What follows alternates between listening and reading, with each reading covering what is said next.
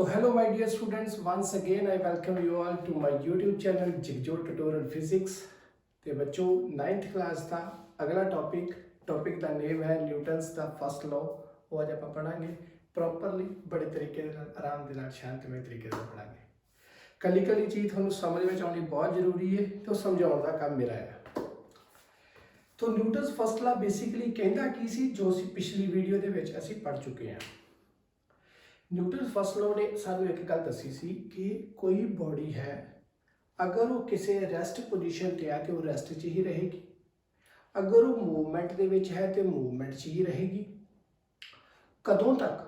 ਜਦੋਂ ਤੱਕ ਮੈਂ ਉਹਦੇ ਉੱਪਰ ਕੋਈ ਬਾਹਰ ਤੋਂ ਐਕਸਟਰਨਲ ਫੋਰਸ ਅਪਲਾਈ ਨਹੀਂ ਕਰਦਾ।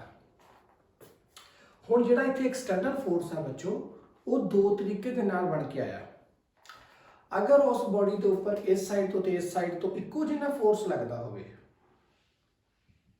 बॉडी इस साइड जा रही है, इधरों भी फोर्स होना, इधरों भी फोर्स होना, ओके। तो बॉडी के उपर जो एक्सटर्नल फोर्स लगाया गया अगर जा रही है तो इधरों भी फोर्स होना तो इधरों भी फोर्स होना, तो फिर उन्नी स्पीड में जाएगी जिन्नी ना पहला जा रही थी। क्यों? क्योंकि जिन्ना इधरों फोर्स लगाया उन्ना ही इधरों लगाया, तो ये जो फोर्स लगा है इसने ये उपर कोई खास काम नहीं किया, कुछ भी नहीं किया, क्योंकि फोर्स जिन्ना 5 इधरों तो 5 इधरों सी, तो फिर वो जीरो हो गया। क्योंकि जिनी स्पीड में पहले जा रही थी उन्नी स्पीड में जाना, फिर उन्हें चाहे मैं इधरों जोर लावा तो इधरों भी जोर लगावा, इक्को जिन्ना अगर लगा रहा तो बॉडी की स्पीड से कोई फर्क नहीं पेगा, क्योंकि वो पहले ही जिन्हें फोर्स से चलती भी उन्नी फोर्स ना हो चलेगी। अगर कोई बॉडी रेस्ट में है तो मैं इधरों भी उन्ना लाया तो इधरों भी उन्ना लगाया, तो बॉडी फिर भी किसी पास में मूव नहीं करेगी। इसका मतलब की है कि जो एक्सटर्नल फोर्स लगा रहे हैं वो बैलेंसड है, इधरों भी उन्ना तो इधरों भी उन्ना है, तो फिर वो करके बॉडी रेस्ट चो मूव नहीं कर पा रही, तेज नहीं चल पा रही। तो जेकर वो पहले चलती पई है तो फोर्स दोनों पासे लगाने के नाल उसकी स्पीड के कोई फर्क नहीं है, वो एक्सलरेशन नहीं आई। क्यों? क्योंकि इधर भी होना है इधर भी होना ही है। तो सच केस इन्होंने फोर्स में आप बोलते सी बैलेंसड फोर्सिस। बेटा मुख की गल ये है कि जो कोई बॉडी मूव करती पई है तो जे मैं वो उपर कोई फोर्स लगाया तो फिर वो स्पीड तेज हो जानी है, स्पीड तेज होगी तो एक्सलरेशन आनी है।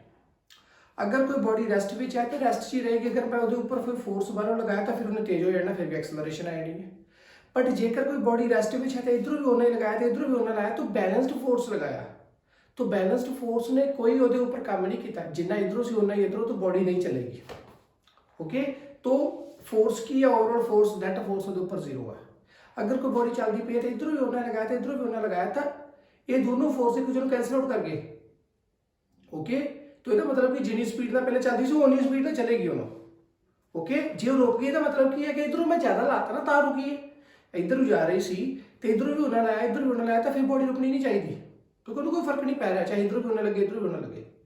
बट जेकर वो रुक गई है मतलब की है कि इधरले पासों घट लगा होगा, इधरों ज़्यादा लगा होगा। इधरले फोर्स ने ए वाले फोर्स को भी पहले कैंसल आउट किया, तो फिर जिनी स्पीड नाल वो जा रही सी, जिन्हें फोर्स नाल पहले जा रही सी ऑटोमैटिकली जी पहले चलती आ रही सी उन्होंने भी उन्हें जीरो करता, तो इसका मतलब इधर ज़्यादा हो गया। गल समझ आई? तो जिहड़ा फोर्स होगा बैलेंस्ड, तो उस केस दे विच उस बॉडी के उपर कोई उहदा फर्क नहीं पेगा, रेस्ट रेस्ट रहेगी, मूवमेंट मूवमेंट च रहेगी। बट जेकर है कोई अनबैलेंस्ड फोर्स, तो अनबैलेंस फोर्स मतलब इधर कुछ हो रहा है इधर कुछ हो रहा है, तो वो तो जो रिजल्ट बनेगा ना बच्चों, वो अनबैलेंस्ड फोर्स की पैदा करता है, एक्सटर्नल फोर्स, बाहरों जो फोर्स लगाया गया, okay. So unbalanced force is always created है एक्सटर्नल फोर्स, वो एक्सटर्नल फोर्स बनाता है। तो हुण एक्सटर्नल फोर्स है जिहदे नाल बॉडी जिहड़ी आ चलती है, जिहदे नाल की है वो एक्सलरेशन आएगी। तो ख्याल रखना unbalanced forces are always external forces जिहड़े बाहरों लगाए जाते हैं। क्लीयर?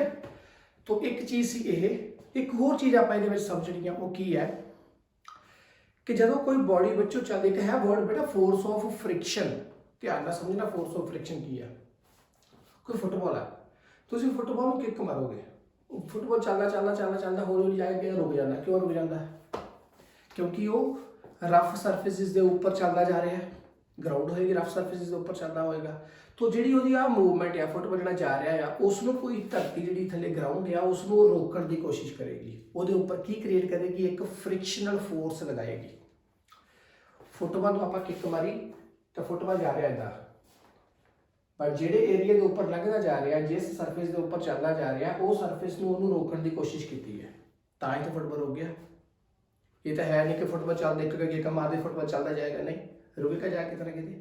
तो वो की है, जिस पासे ਨੂੰ मैं फोर्स लगाया उस तो ओपोजिट वाले पासे ਨੂੰ कोई सरफेस ਜਿਹੜਾ ਆ ਉਹ फोर्स लगाएगा, उस फोर्स ਨੂੰ ਆਪਾਂ बोलते हैं बच्चों force of friction, which will always opposes the external force ਜਿਹੜਾ ਅਸੀਂ ਉਸ ਬੋਡੀ ਦੇ ਉੱਪਰ ਕ੍ਰੀਏਟ ਕਰਵਾਇਆ। ਕੋਈ ਗੱਡੀ ਹੈ, ਠੀਕ ਹੈ, ਗੱਡੀ ਨੂੰ ਵੀ ਕੀਤਾ ਆਪਾਂ ਬੱਚੋ ਸਟਾਰਟ ਕੀਤਾ, ਗੱਡੀ ਨੂੰ ਲੈ ਕੇ ਜਾ ਰਹੇ ਹਾਂ, चलते जा रहे चलते जा रहे हैं, ठीक है। अगे जाके की होया, मैं बस गड्डी नूं करता बाय न्यूट्रल कर दिता, ओके, न्यूट्रल कर दिता, तो की होगा गड्डी हुण, इसका मतलब जेकर पहला फोर्स लगाया तो फिर गड्डी तो चलती जानी चाहिए, पर गड्डी की होगी हौली हौली जाकर रुक जाएगी। तो पहला चला रहा सी, किधर चलाया, एक्सटर्नल फोर्स लगाया, बॉडी तां ही तो तेज हौली होती जा रही है, तो मैं उसके ऊपर एक्सटर्नल फोर्स लगाया, बाहरों कोई फोर्स लगाया, तो बॉडी जी है चलती जा रही है।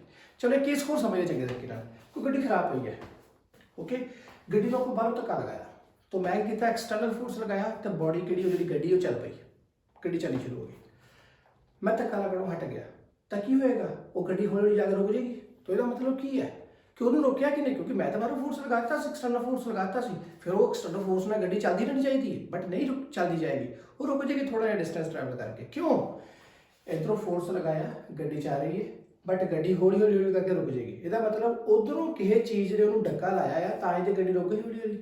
तो वो कौन लगा रहा, वो सरफेस लगा रहा जिहदे उपर गड्डी चलती पई है। तो उस सरफेस ने जिहड़ा फोर्स उस गड्डी के उपर लगाया थ्रू उहदे टायरस, उस सरफेस नूं आपां बोलते हैं, उस सरफेस के उपर जिहड़ा फोर्स दोनों सरफेसिस के कंटैक्ट में जिहड़ा फोर्स है, आ सरफेस है, आ सरफेस है, इहदे उपर आ गड्डी जा रही है, ठीक है, हौली जा गड्डी रुक जाएगी। तो इसका मतलब एदा और एदा, इन्हां दोहां दे विचकार जिहड़ा सरफेस है, जिहड़ा टच किया गया है, इहदे उपर एक ओपोजिशन वाला फोर्स लगेगा, इस फोर्स जिहड़ा फोर्स जा रहा है, इहदे उपर आ वाला फोर्स एरिया जिहड़ा सरफेस है इहनूं रोकण की कोशिश करेगा, वो जिहड़ा फोर्स लगेगा वो आपां बोलते हैं फोर्स ऑफ फ्रिक्शन। गल समझ आ गई। इधर नूं अगर एक्सटर्नल फोर्स है, बॉडी इधर नूं जा रही है तो बॉडी रुक जाएगी, तो फिर इसका मतलब एक्सटर्नल फोर्स किधर नूं, फ्रिक्शनल फोर्स किधर नूं लगदा होगा, इस तो ओपोजिटली, इस पासे। क्लीयर, जिहड़ा एक्सटर्नल फोर्स नूं रुकाउण की कोशिश करेगा, जीरो करने की कोशिश करेगा, ओके, गल समझ आ गई। एक होर चीज़, एक है वर्ड बच्चों लॉ ऑफ इनर्शिया। न्यूटन का जिहड़ा फर्स्ट लॉ है बच्चों, उन्होंने ऑलवेज आपां की बोलते हैं, लॉ ऑफ इनर्शिया बोलते हैं। समझिए न्यूटन का फर्स्ट लॉ की है, बॉडी रेस्ट है तो रेस्ट चलेगी, मोशन है तो मोशन चलेगी, जब तक वो ऊपर मैं एक्सटर्नल फोर्स नहीं लगाया। तो इतों की समझे कि बॉडी रेस्ट है तो अपने आप को रेस्ट में रखने की कोशिश करेगी, वो रेस्ट में रहना पसंद करेगी। जो मोशन के है तो अपने आप को मोशन च रखना पसंद करेगी, वो नहीं चाहती कि मैंने रोकया जाए। रेस्ट चाहे तो रेस्ट च रहने की कोशिश करेगी, मोशन चाहे तो मोशन च रहने की कोशिश करेगी। कदों तक, जब तक वो ऊपर कोई एक्सटर्नल फोर्स नहीं लगाते। एक्सटर्नल फोर्स की करेगा, रेस्ट वाल तोड़ देगा, तो जो मोशन में होएगी बॉडी तो उन्होंने ज़्यादा तेज कर देगा, तो जा भी हौली कर देगा। डिपेंड है कि जे इधर जा रही तो मैं फोर्स लगाया तो तेज हो जूगी, तो जे मैं ओपोजिटली फोर्स लगाया तो हौली हो जाएगी या रुक जाएगी। तो लॉ ऑफ इनर्शिया की है, इनर्शिया बेटा एक ऐसी चीज़ है, एक ऐसा फिनोमिना, एक ऐसा मैथड है, एक ऐसा टेक्नीक है, एक ऐसा जरिया है जिसनों आपां वो की है कि जेकर कोई बॉडी रेस्ट चाहे तो अपने आप को रेस्ट में रखने की, रेस्ट में रहना पसंद करेगी। जो मोशन चाहे तो अपने आप को मोशन च रखना पसंद करेगी, जदों तक कोई वो ऊपर फोर्स एक्सटर्नल नहीं लगता। तो फिर दो तरह का इनर्शिया होया, एक होया इनर्शिया ऑफ रेस्ट, एक होया इनर्शिया ऑफ मोशन। जेकर बॉडी रेस्ट च है तो वो इनर्शिया ऑफ रेस्ट में रहने की कोशिश करेगी, वो इंजॉय करेगी मैं इनर्शिया ऑफ रेस्ट में ही रहा। बट की होएगा, जे मैं एक्सटर्नल फोर्स लगाता तो बॉडी चल पेगी।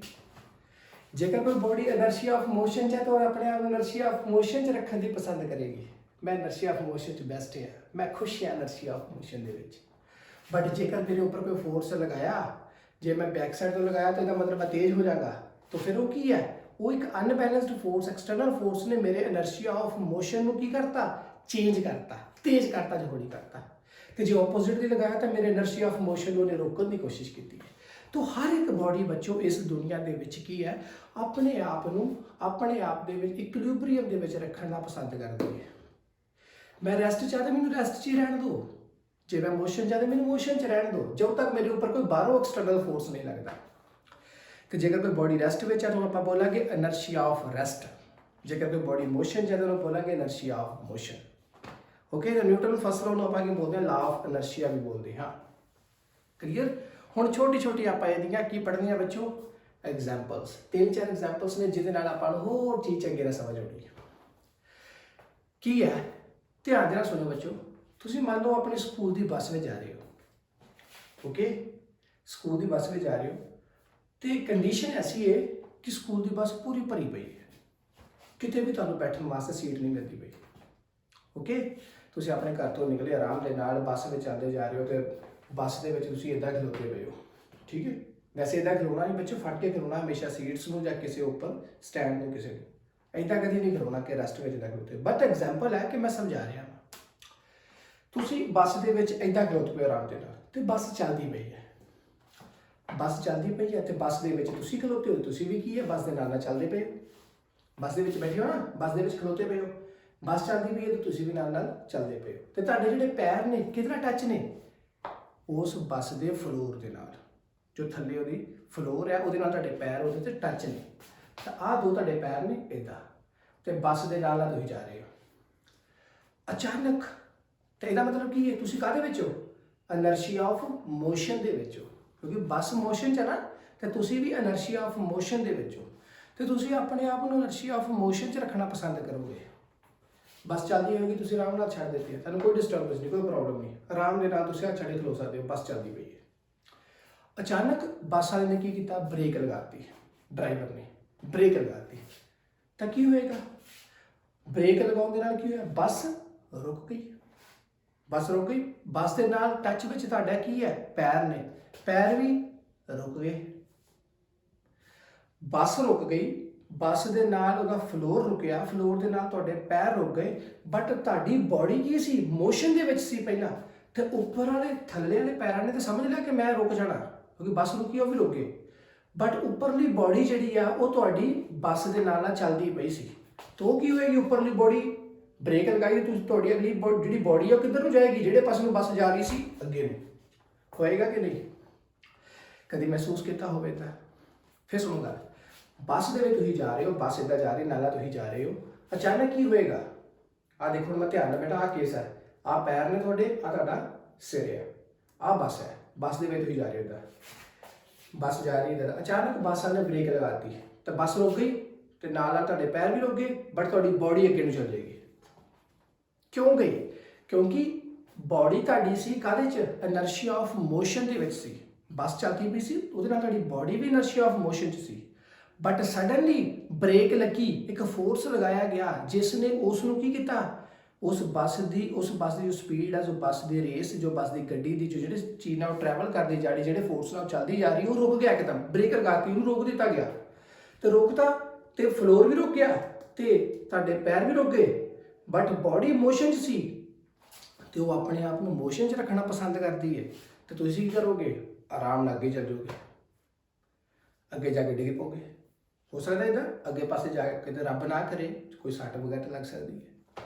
ਤਾਂ ਆਲਵੇਜ਼ ਕੀ ਹੁੰਦਾ, ਤਾਂ ਕਰਕੇ ਬੋਲਿਆ ਜਾਂਦਾ ਕਿ ਹਮੇਸ਼ਾ ਕਿਸੇ ਸੀਟ ਨੂੰ ਫੜ ਕੇ ਰੱਖੋ ਜਾਂ ਸੀਟ ਦੇ ਉੱਪਰ ਬੈਠ ਕੇ ਜਾਓ।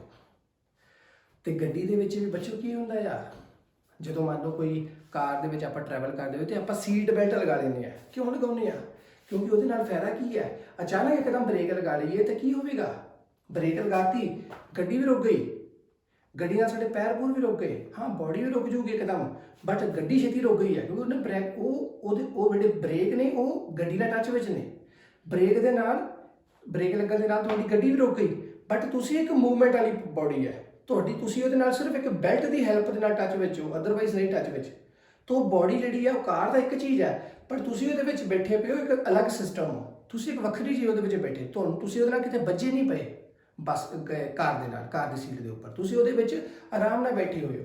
ਬਟ ਜੇਕਰ ਸੀਟ ਬੈਲਟ ਲਾਈ ਹੋਵੇਗੀ ਤਾਂ ਤੁਸੀਂ ਉਹਦੇ ਨਾਲ ਵੱਜ ਜਾਓਗੇ, ਬ੍ਰੇਕ ਲੱਗੀ, ਪੈਰ ਵੀ ਰੁਕੇ, ਤੁਸੀਂ ਵੀ ਰੁਕੇ, ਤੁਸੀਂ ਆਪਣੀ ਜਗ੍ਹਾ ਉੱਥੇ ਹਟ ਜਾਣਾ, ਕਿਉਂਕਿ ਜੇ ਨਾ ਲੱਗੀ ਹੋਏਗੀ ਬੈਲਟ ਤਾਂ ਕੀ ਹੋਏਗਾ, ਕਾਰ ਰੁਕੀ ਤੇ ਕਾਰ ਤਾਂ ਸਾਰੀ ਰੁਕ ਗਈ ਬ੍ਰੇਕ ਲੱਗਣ ਦੇ ਨਾਲ, ਬਟ ਤੁਹਾਡੀ ਬੋਡੀ ਮੋਸ਼ਨ ਜਾਂ ਤੁਸੀਂ ਅੱਗੇ ਨੂੰ ਜਾ ਕੇ ਡਿੱਗ ਸਕਦੇ ਹੋ। ਤਾਂ ਤਾਂ ਕਰਕੇ always wear seat belts while travelling in a car. Okay, so ਇਹ ਸੀ ਇਨਰਸ਼ੀਆ ਆਫ ਮੋਸ਼ਨ 'ਚ ਕੌਣ ਸੀ, ਅਸੀਂ। ਠੀਕ ਹੈ, ਅਸੀਂ ਇਨਰਸ਼ੀਆ ਆਫ ਮੋਸ਼ਨ ਦੇ ਵਿੱਚ ਸੀ ਤੇ ਅਸੀਂ ਇਨਰਸ਼ੀਆ ਆਫ ਮੋਸ਼ਨ 'ਚ ਰਹਿਣਾ ਪਸੰਦ ਕਰਦੇ ਹਾਂ। ਸਡਨਲੀ ਬ੍ਰੇਕ ਲੱਗੀ ਤੇ ਅਸੀਂ ਅੱਗੇ ਜਾ ਕੇ ਡਿੱਗ ਸਕਦੇ ਹਾਂ। ਓਕੇ, ਸੋ ਇਹ ਫਸਟ ਕੇਸ ਸੀ ਇਨਰਸ਼ੀਆ ਆਫ ਮੋਸ਼ਨ ਦਾ। ਸੈਕਿੰਡ, ਨਿਊਟਨ ਫਸਟ ਲਾਅ ਦੇ ਉੱਪਰ ਬੇਸਿਸ ਹੈ। ਸੈਕਿੰਡ ਕੀ ਹੈ, ਬੋਡੀ ਜਿਹੜੀ ਹੈ ਤੁਸੀਂ ਆਰਾਮ ਨਾਲ ਬੱਸ ਵਿੱਚ ਖਲੋਤੇ ਹੋ, ਠੀਕ ਹੈ, ਸੇਮ ਹੋਈ ਕੇਸ, ਕਿਸੇ ਵੀ ਚੀਜ਼ ਨੂੰ ਤੁਸੀਂ ਫੜਿਆ ਨਹੀਂ ਹੈ, ਠੀਕ ਹੈ, ਇੱਕਦਮ ਬੱਸ ਚੱਲ ਪਈ, ਬੱਸ ਚੱਲ ਪਈ, ਤੁਸੀਂ ਕਿੱਦਾਂ ਸੀ ਪਹਿਲਾਂ ਖਲੋਤੇ ਪਏ ਸੀ ਆਰਾਮ ਨਾਲ, ਬੱਸ ਵੀ ਖੜੀ ਹੈ, ਤੁਸੀਂ ਕਾਹਦੇ 'ਚ ਹੋ, ਇਨਰਸ਼ੀਆ ਆਫ ਰੈਸਟ ਵਿੱਚ ਹੋ। ਸਡਨਲੀ ਬੱਸ ਚੱਲ ਪਈ, ਬੱਸ ਤੁਰ ਪਈ, ਇੱਦਾਂ ਤੁਸੀਂ ਆ ਖਲੋਤੇ ਪਏ ਹੋ, ਬੱਸ ਤੁਰ ਪਈ ਤੇ ਤੁਹਾਡੇ ਪੈਰ ਵੀ ਨਾਲ ਹੀ ਤੁਰ ਪਏ ਬੱਸ ਦੇ, ਤੇ ਪਰ ਉੱਪਰਲਾ ਬੋਡੀ ਕੀ ਹੈ, ਉਹ ਆਪਣੇ ਆਪ ਨੂੰ ਰੈਸਟ ਵਿੱਚ ਰੱਖ ਕੇ ਬੈਠੀ ਹੈ, ਤਾਂ ਉਹ ਕੀ ਹੋਊਗਾ, ਪਿੱਛੇ ਡਿੱਗੋਗੇ। ਕਿੱਦਾਂ, ਬੱਸ ਚੱਲਦੀ ਪਈ ਹੈ, ਬੱਸ ਖਲੋਤੀ ਹੈ, ਇੱਕਦਮ ਬੱਸ ਚੱਲ ਪਏਗੀ, ਪੈਰ ਚੱਲ ਪਏ ਅੱਗੇ ਨੂੰ, ਤਾਂ ਪੈਰ ਅੱਗੇ ਨੂੰ ਤੇ ਅਸੀਂ ਪਿੱਛੇ ਡਿੱਗ ਸਕਦੇ ਹਾਂ, ਪੈਰ ਅੱਗੇ ਤੁਰ ਗਏ ਬੱਸ ਦੇ ਨਾਲ ਹੀ ਤਾਂ ਅਸੀਂ ਪਿੱਛੇ ਡਿੱਗ ਪਾਂਗੇ। ਹੁੰਦਾ ਹੀ ਇਹ ਐਸੇ ਕੇਸਿਸ ਬੱਚੇ ਤੁਸੀਂ ਦੇਖੇ ਨਾ, ਐਸੇ ਕੇਸਿਸ ਤੁਸੀਂ ਮਹਿਸੂਸ ਵੀ ਕੀਤੇ ਹੋਣੇ ਆ। ਤਾਂ ਹੀ ਤਾਂ ਜਦੋਂ ਵੀ ਕਦੀ ਤੁਸੀਂ ਬੱਸ 'ਚ ਬੈਠਦੇ ਹੋ ਤੁਸੀਂ ਹਮੇਸ਼ਾ ਕਿਸੇ ਚੀਜ਼ ਨੂੰ ਫੜਨ ਦੀ ਕੋਸ਼ਿਸ਼ ਕਰਦੇ ਹੋ, ਤੁਹਾਨੂੰ ਪਤਾ ਹੈ ਕਿ ਇਹ ਚੀਜ਼ ਦਾ ਪ੍ਰੋਬਲਮ ਹੋ ਸਕਦੀ ਹੈ। ਓਕੇ, ਸੋ ਖਿਆਲ ਰੱਖਣਾ ਇਹ ਚੀਜ਼ ਦਾ ਕਦੀ ਵੀ ਟਰੈਵਲਿੰਗ ਕਰਦੇ ਦੌਰਾਨ। ਤੋ ਇਸ ਕੇਸ ਵਿੱਚ ਆਪਾਂ ਕੀ ਸਮਝਿਆ ਹੋਣ ਵਾਲੇ 'ਚ ਕਿ ਬੋਡੀ ਜਿਹੜੀ ਸੀ ਉਹ ਇਨਰਸ਼ੀਆ ਆਫ ਰੈਸਟ ਵਿੱਚ ਸੀ, ਤਾਂ ਰੈਸਟ ਵਿੱਚ ਰਹਿਣਾ ਪਸੰਦ ਕਰਦੀ ਹੈ, ਬਟ ਇੱਕਦਮ ਫੋਰਸ ਲਗਾਇਆ, ਗੱਡੀ ਚੱਲ ਪਈ, ਪੈਰ ਨਾਲੇ ਚੱਲ ਪਏ ਕਿਉਂਕਿ ਪੈਰ ਟੱਚ ਵਿੱਚ ਨੇ ਫਲੋਰ ਤੇ, ਪੈਰ ਵੀ ਨਾਲ ਹੀ ਚੱਲ ਪਏ ਤੇ ਅਸੀਂ ਪਿੱਛੇ ਡਿੱਗ ਪਾਂਗੇ। ਓਕੇ, तो इसे एकदम कहाँ आ गए, इनर्शिया ऑफ रेस्ट तो मोशन में आ गए।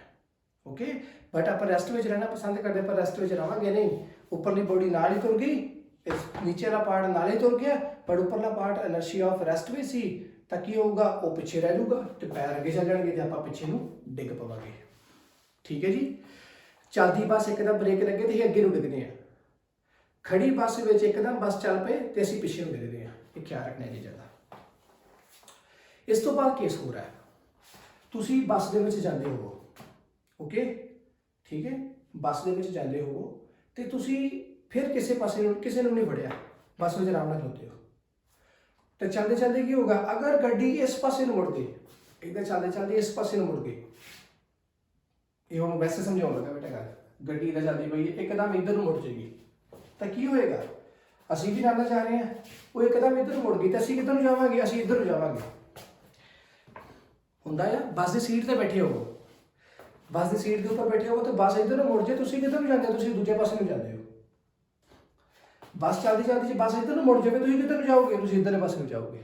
ਹੈ ਕੇਸਿਸ ਹੈ, ਇੱਧਰ ਨੂੰ ਜਾਓਗੇ ਤੇ ਤੁਸੀਂ ਉਹ ਆਪ ਸੀਟ ਤੁਹਾਡੀ ਇੱਧਰ ਨੂੰ ਜਾਏਗੀ ਤੇ ਬੱਸ ਉੱਧਰ ਨੂੰ ਹੋਏਗੀ, ਸੀਟ ਦੇ ਉੱਪਰ ਬੈਠੇ ਤੁਸੀਂ ਇਸ ਪਾਸੇ ਨੂੰ ਜਾਓਗੇ। ਇਹ ਕੁਝ ਜ਼ਰੂਰੀ ਗੱਲਾਂ ਨੇ ਤੁਸੀਂ ਮਹਿਸੂਸ ਕੀਤੀਆਂ ਹੋਣਗੀਆਂ, ਸਾਰੇ ਵਰਕਆਊਟ ਕਿੱਥੇ ਕਰਦੇ ਆ, inertia of La of inertia के ऊपर, न्यूटन फस्ट ला के ऊपर इनर्शिया ऑफ रेस्ट है या इनर्शिया ऑफ मोशन दे विच है, उस चीज़ के नाल रिलेट करके। एक पेड़ है, एक पेड़ के ऊपर पत्ते लगे हुए हैं, ओके, पेड़ के ऊपर पत्ते लगे हुए हैं, तो सडनली की किया, तुसीं पेड़ को एकदम हिला दोगे, पेड़ को हिलाया जाओ जी, किसी ब्रांच को हिलाता, ठीक है, पेड़ को हिलाना तो चलो बड़ा औखा है क्योंकि बहुत मोटी स्टैंप होएगी, मैं भी एक ब्रांच को हिलाया तो कुछ पत्ते झड़ के थले पैने हैं, क्यों होंगे, क्योंकि ब्रांच नूं हिलाया, पत्ते पहला की सी, पत्ते आराम दे नाल रैस्ट विच सी, ओके, एकदम अभी ब्रांच नूं हिलाता तो की होएगा, पत्ते के जिहड़े जॉइंट आ जिहदे नाल उस ब्रांच दे नाल लगा होया वो एकदम मूवमेंट च आ गए, एकदम जर्क आया, ओके, तो वो रैस्ट विच सी, बट एकदम वो हिले तो पत्ते डिगे थले पैने हैं। ओके, तो इत्थों की समझे कि पत्ते भी की अपने आप को रैस्ट में रखना पसंद करते हैं, बट जब सडनली मैं जर्क लगाया तो की होएगा, पत्ते नीचे डिग पैणगे। ओके, क्योंकि पत्ते कित्थे सी, law of inertia of rest में सी, सडनली ब्रांच नूं हिलाउण दे नाल ब्रांच मोशन में आ गई, बट पत्ते अपने आप को रैस्ट में रखना पसंद करते हैं, तो जिहड़ा जॉइंट कमजोर होएगा वो नीचे डिग पैणगे। समझ आई गल। होर कैरम बोर्ड खेलते होगे, वो जी कैरम कॉइन्स होंगे आ, वो एक दूजे के उपर तुम स्टार्ट करना इदा रखते हो, उपर आप स्ट्राइकर के नाल मैं सब तो नीचे वाले खिंच के हिट किया, उस कॉइन्स तो सब तो नीचे वाले, सब तो नीचे वाला बाहर निकल जाऊगा, निकल गया तो उपर वाले की होणगे, उपर वाले भी अपने आप को रैस्ट में रखना पसंद करते हैं, नीचे वाला निकल गया बट उपर वाले उत्थे उत्थे रहणगे।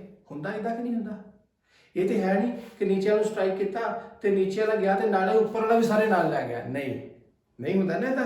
वो की होगा, मैं खिंच के हिट की तो नीचे वाला जो सब तो नीचे वाला कैरम कोइन है वो निकल जाऊगा, तो उपर वाले जो होने नीचे वाला चला गया, उपर वाले फिर इधर इधर लैंड बन जाऊगी, उपर वाले सारे सारे नीचे वाला चला गया तो उपर वाले फिर उत्थे तो उत्थे, नीचे वाला चला गया उपर वाले फिर नीचे आएंगे। ਜਾਂ ਕੀ ਹੁੰਦਾ अगर खिंच के ना लगी होवे तो नीचे वाला अगे ਨੂੰ चल ਜਾਂਦਾ ਤੇ पूरे ਪਿੱਛੇ जो ਉਹਦੀ ਹਾਈਟ ਬਣੀ ਹੋਏਗੀ ਕੋਇਨਸ ਦੀ ਉਹ ਪਿੱਛੇ ਨੂੰ ਡਿੱਗ ਪੈਂਦੇ ਆ। ਇਦਾਂ ਹੀ ਹੁੰਦਾ। ਸੇਮ ਕੇਸ ਕੀ ਹੈ ਬੱਸ ਦੇ ਵਿੱਚ ਤੁਸੀਂ ਖਲੋਤੇ ਹੋ ਤੇ ਪੈਰ ਕੀ ਹੈ ਉਹਦੇ ਉੱਪਰ ਸੱਟ ਲੱਗੀ, ਖਿੱਚ ਕੇ ਆਪਾਂ ਸਟ੍ਰਾਈਕ ਕੀਤਾ, ਮਤਲਬ ਬੱਸ ਚੱਲੀ ਨਾਲੇ ਹੀ ਪੈਰ ਤੁਰ ਪਏ, ਨਾਲੇ ਹੀ ਆਪਾਂ ਸਟ੍ਰਾਈਕ ਕੀਤਾ, ਕੈਰਮ ਚਲਾ ਗਿਆ ਨੀਚੋਂ ਤੇ ਉਹੀ ਸਟ੍ਰਾਈਕਰ ਨੇ ਜਾ ਕੇ ਨੀਚੇ ਨੂੰ ਹਿੱਟ ਕੀਤਾ, ਨੀਚੇ ਵਾਲਾ ਚਲਾ ਗਿਆ ਤੇ ਉੱਪਰ ਵਾਲੇ ਪਿੱਛੇ ਨੂੰ ਡਿੱਗ ਪਏ ਤੇ ਬੱਸ ਵੀ ਇੱਕਦਮ ਚੱਲ ਪਈ, ਪੈਰ ਅੱਗੇ ਨਿਕਲ ਗਿਆ ਹੀ ਪਿੱਛੇ ਨੂੰ ਡਿੱਗ ਪਏ। क्लीयर। एक कैरम एक आप होर क्या कार्डबोर्ड लै लिया, एक आप कार्डबोर्ड में पानी के उपर पानी के गिलास के उपर रखा, वो कार्डबोर्ड में वो उपर 5 रुपए का एक सिक्का रख दिता 5 रुपीज़ का।